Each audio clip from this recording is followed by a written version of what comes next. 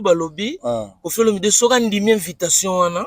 ezaka po asala mwana na ye mususu Fally mutema pasi siko nebite soki yo po yoki makambo so ekomeli yo menga nazo transmettre tant que DCI IP sikoyo ba pelo ngana zwina ba commentaire so siko na boya ki invitation nani mutalinga za na mutema pasi Ferregola siko na mutalinga alinga za na mutema isengo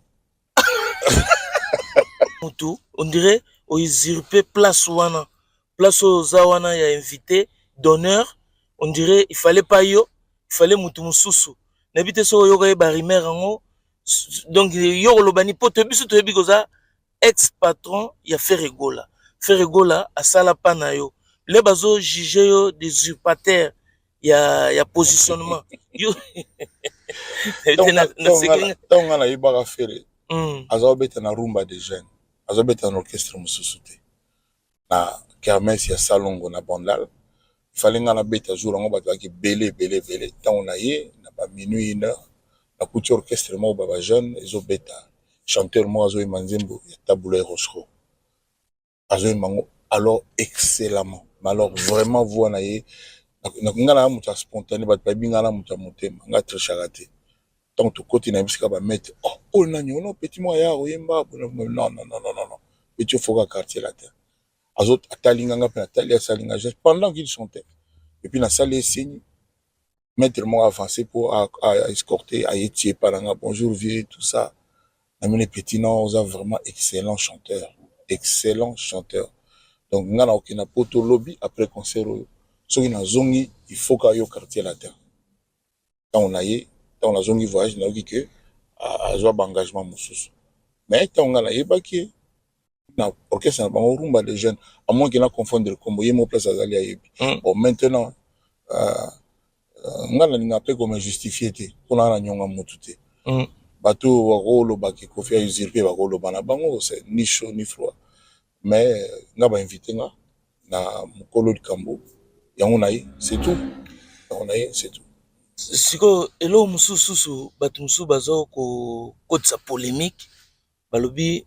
mopa osoka ye na concert wana akobebisa concert wana po akokomisa ngo ya ye akotonda trop na podium yo za simple invité mais bazo banga okoma trop munene na kati ya podium non okomisa ngo concert na yo non bato ba loba bon yo yebisa bon ni les grands nga pe na ye pe na savourer pe banzemba ferré na savourer voix na ye invité à la invité na ye bazo ba peso kiti vandi au mélanie na moi jus d'orange ba pesio vous savourer tout le reste yom to décider te oui pas bateau donc voilà yo on dit faire les choses mais c'est tant ndenge na landaki na samedi ninga sali na kisa sawa quoi flash oh non absolument pas siko question mosu na laki nango yo zali mutoyo azali tokoloba tenant du titre ya rumba oyo za na rumba chacho ya yo nga nazali hors série yango na vi na hors série yango yo lobi lo mususu na bi tenant du titre nga za makambo banino na tenant kaka hors série bon nga naza hors série c'est-à-dire donc nga naza wana hors série donc ba numéro ba boy na boy nga so na na numéro te na na sens ya nde bakulutu batikila biso rumba na oyo yo ya kokoti po yo kotila biso chacho onga na oloba chacho rumba pona nga na comprendre siko rumba na yo ekota chacho oyo yo moko za mukolo na otile lelo zali po batu tout lelo babeta chacho tout le monde tout na orchestre tout guitare na yo zali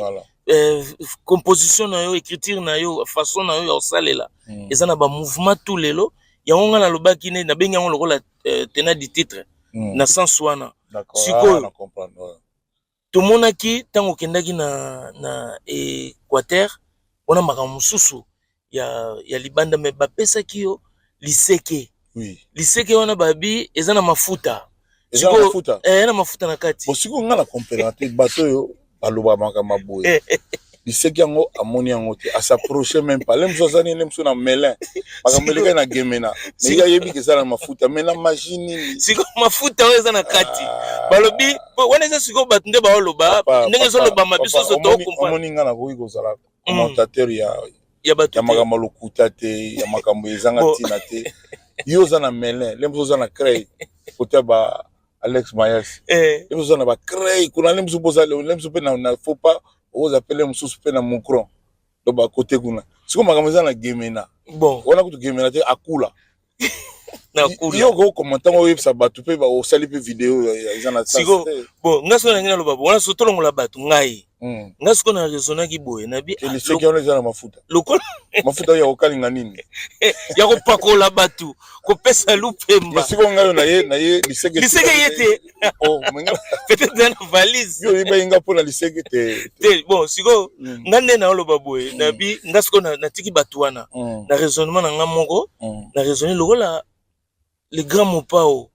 mutu oyo azana rumba chacho batutu bazobeta faire à se proclamant capitaine qui amène la rumba au bon port le akoya ko livrer ngo na Didas Arena na présence il y a les grands mopao eza lokola vient na biso kozala lokola chef de port oyo ako certifier livraison na ebité ngona likanisi na ngai sikoyo yomo ba misusu pe babakisaki ezali passation ya pouvoir ya rumba oyo yo zalaka nango secret yomo ndenge yomo kozoya na conseil ndenge ozo se sentir ozo miyoka ndenge nini est-ce que makambo tolobi wana oto koseli yo po yo mikolo lingi bato lokuta te ndenge to koseli yo tondi mageto koseli yo makambo yo siko makambo to koseli wana ozo bon chanteur ya faire et banana concert oté qui bon musicien à faire et banana concert oté faire azala déjà bon chanteur ouais bon musicien oh ils a spectacle parmi tant d'autres oh ya sali ça dit il y a moins level mais il y a level voilà c'est tout tous ont simplement ndengwana c'est faire qui talent na ye qui koyeba musala na ye et ko bandaka pour na concert oté asalika concert mo ya moi contexte mususu ya moi level mususu azui pe likanisi ya ko inviter nga na ye nga pe na za nesengo non seulement en tant que congolais non seulement en tant que mélomane mais seulement en tant que ancien patron na ye non seulement en tant que yaya na ye na lobaki en tant que sikoyo ambassadeur de la culture natala apport na ye na culture ya mboka parce que asaleli na eloko yo asaleli pena culture ya mboka na niveau moko ya makasi donc il faut ko et puis bato batala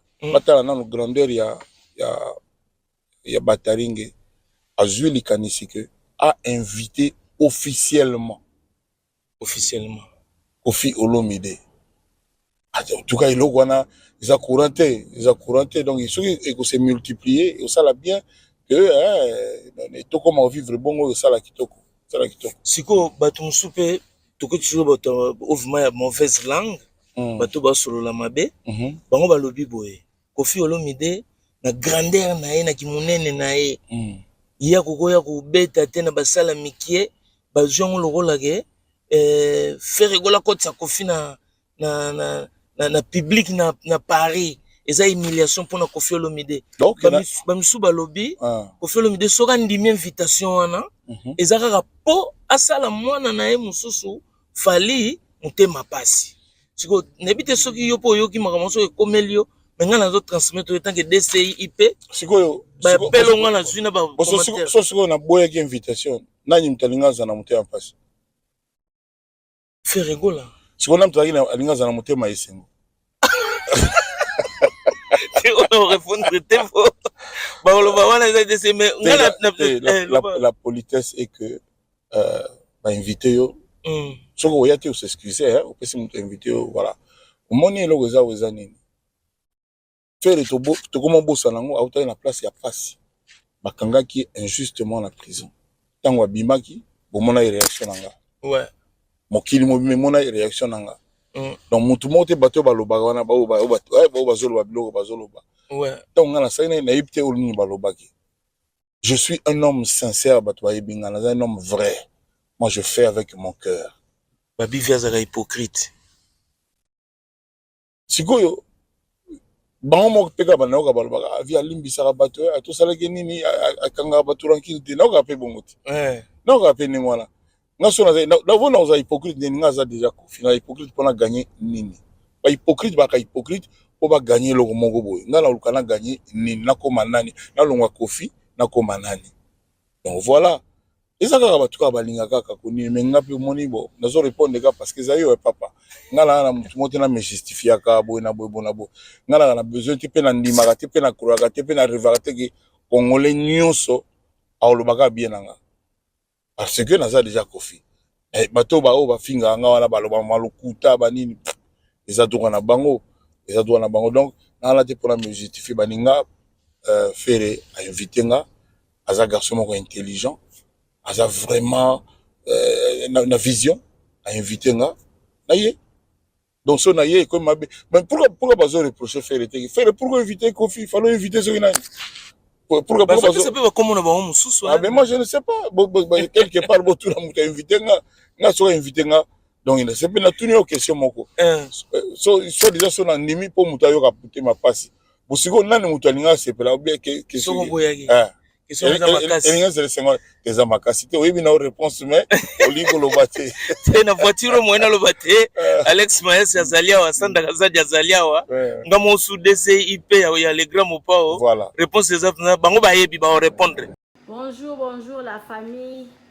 Maman Bijou na eko présenter bino appartement la biso ezali chambre, salon, cuisine. Appartement la biso oyo tobenga kango appartement numéro 1. Maman Bijou alobi botala bino monde to sali appartement la biso ngebu. Botala appartement la biso ndenge ekomi. Appartement la biso oyo ezalaka na Matonge na Irebu A37.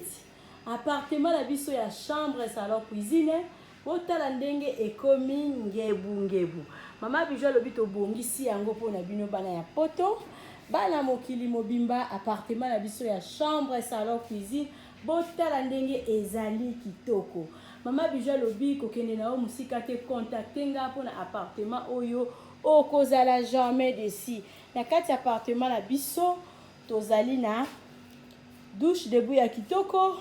toza na cuisine ya munene, chambre la biso ezali chambre ya lit de 2 personnes. Mama Bijou alobi benganga ozwa osala réservation na yo na appartement oyo okozala jamais desi. Memling ekosa, inter ekosa, oyo vraiment la talu kaka ya mukie pamba.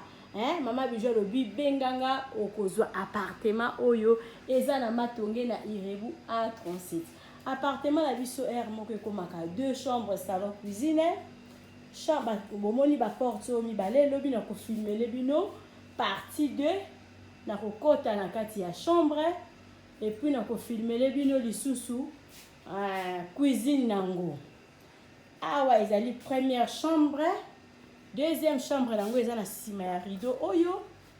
Na kati ya 2 chambres na biso toza na ba toilette, ba douche debout ya propre ya kitoko. Na kati ya chambre oyo bozomona oyo ezali na télévision, eza na frigo, eza climatisé, ndenge moko pe lisusu awa. Soko lingo zwango 2 chambres, salon, cuisine, tofungoli tous les 2 portes. Soko lingo zwango chambre, salon, cuisine, tokofungolela yo chambre oyo moko et puis tofungoli yo cuisine kuna. Appartement la biso eza na salle à manger. Appartement la biso ezali na ba kiti yango ya kitoko, ba divan na biso.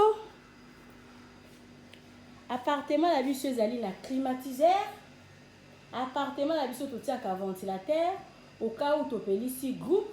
tolinga batu ba utiliser ba ventilateur. Appartement la biso eza na télévision. Appartement la biso eza kitoko makasi.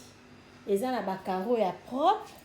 Eza vraiment propre makasi. Mama Bijou alobi bozala toujours branché. Bosala ba réservation na bino tozalaka na 7 places.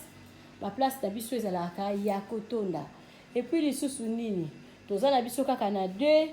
appartements oyo ezalaka na cuisine na kati. Yango wana Mama Bijou alobi soko lingi okende congé benganga rapide mpona osala réservation ya appartement oyo. Moko ezali na premier niveau oyo ezalaka na rez-de-chaussée batu bayebi appartement numéro 1. Otala ndenge appartement numéro 1 ekomi ngebu. Mama muto osala séjour a te azwi 0. Appartement na biso eza propre makasi. Mama Bijou alobi balali. Merci na mutu nyonso to pesanga confiance. merci la bande de compte surtout ba ko sala séjour nazo bengi sabino ndako na bino bolinga botala ndeni mama bijou asali yango lisusu mama na prix nini na prix mokie hein so ko sala ba long séjour à partir de 3 mois mama bijou a lobi $30 ya pamba so ko sala ba séjour moko ya mokie to kozwango na $40 appartement na biso avec $40 oza na appartement oyo oza mobimba hein malili lokola chambre froide ozala toujours branché bo s'abonner massivement na Bidor TV bo kozala jamais déçu ota l'appartement na biso ndenge eza kitoko mama bijou azobengisa bino bana mokili mobimba nazobengisa bino na appartement oyo ezobimisa solo ya bonheur ezobimisa solo ya kitoko hein babone na nga nyonso bato nyonso tubopesanga confiance oyo bokendeke na maison de passage na biso mama bijou aza kobengisa bino boya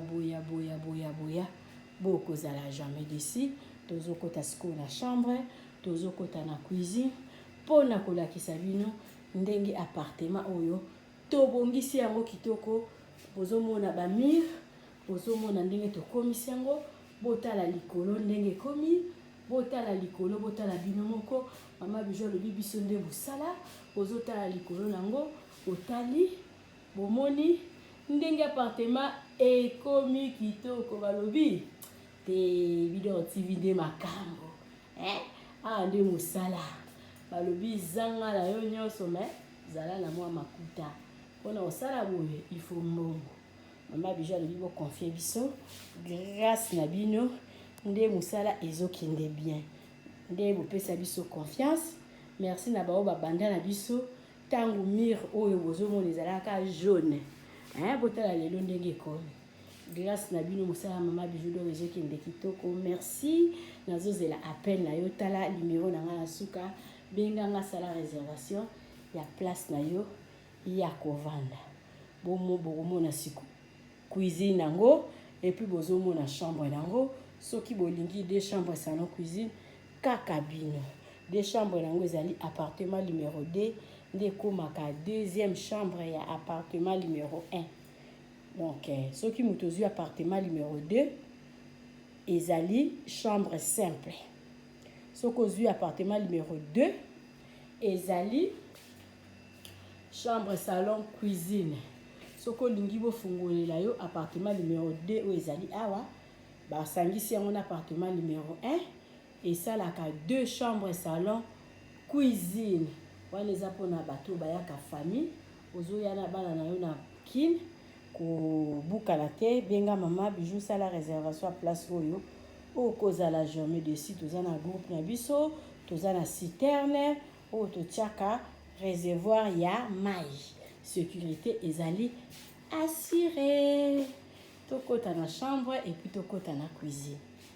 Et surtout, n'oubliez pas de cliquer la cloche de notification qui est juste à côté de abonner pour être notifié à chaque fois que je vais mettre une vidéo sur YouTube. En faisant ce petit geste, vous m'aidez non seulement et aider aussi ma chaîne à grandir. Alors mes abonnés, alors mes loulous, je compte sur vous. À bientôt.